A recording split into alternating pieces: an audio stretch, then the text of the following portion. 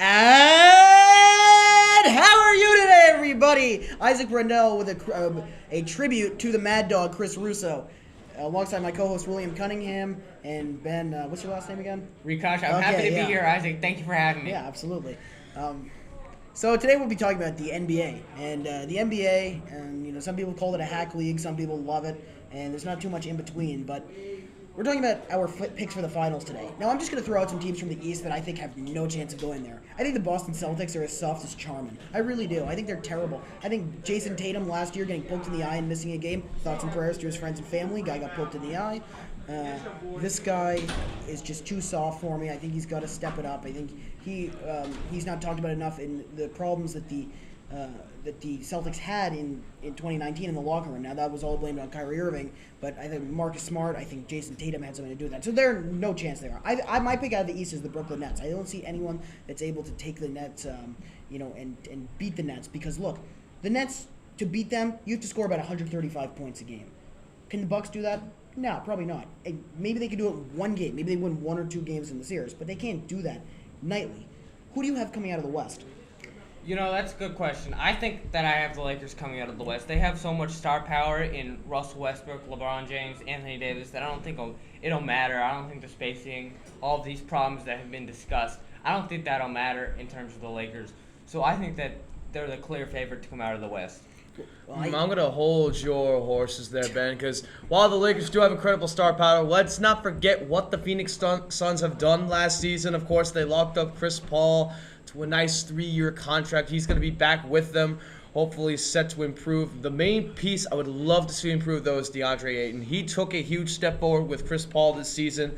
If he could take another step forward to becoming a true all-star caliber center, really taking the Suns to that next level that they didn't have against the Bucks last season, if they continue to improve, I still think they have what it takes to match up against the Lakers. Booker has the scoring. Paul has the playmaking. They just need Ayton to step up and dominate against Anthony Davis. Well, last year in the final, the Bucks won. The Bucks got very lucky, by the way. I mean, look, yeah. Kyrie Irving, James Harden, out. James Harden was playing on one leg in the playoffs, and Chris Paul forgot how to play basketball, and long story short, in the NBA final, the Suns puked all over themselves.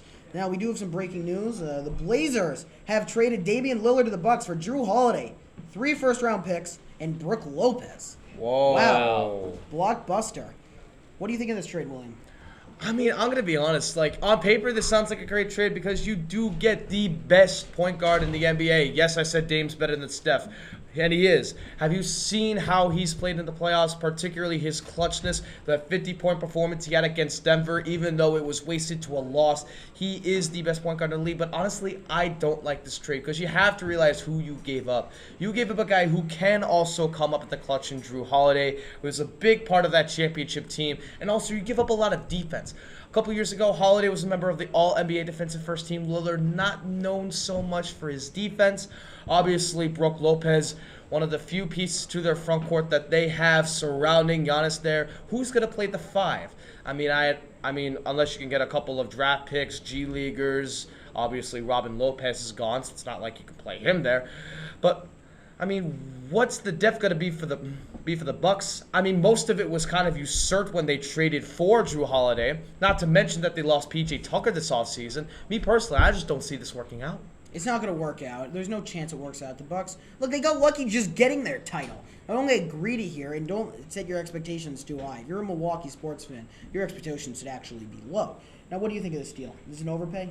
I have to agree with Will here. I think that the Bucks had a really good team with Jrue Holiday, Giannis, Chris Middleton, Brook Lopez. I think that they could have been able to build off what they had last year with that championship roster, and I think shaking it up is just the wrong move now.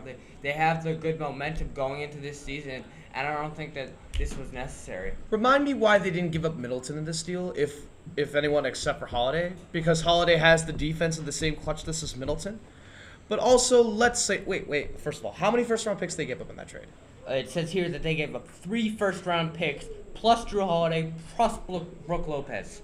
And they already gave up 3 firsts for Holiday. So you're not going to have a first until, next decade?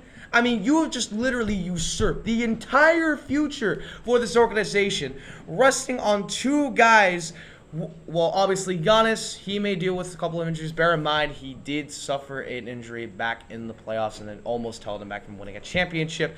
Lillard, of course, he's heading into some of the later stages in his career. He's heading into his mid-30s, still putting up a high level of play. But really, that's all you have. Middleton can be way too inconsistent. You have no depth. How are you supposed to go anywhere if you have no depth? That's one thing the Bucks were able to rile up last season. Depth. When you have guys like PJ Tucker carrying the reins off the bench, you also have Devontae DaVincio, Pat Connaughton, and both of the guys have been. Are they both gone? Either way, like, where's the depth in this organization? Where's the front court depth? That's what killed the Nets, by the way. That's why the Nets lost. They had no depth in the front court. That's why Boston's not a contender.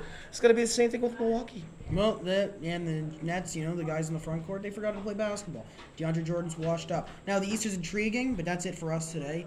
Alongside William Cunningham, Ben Rikosh, I'm Isaac Brendel.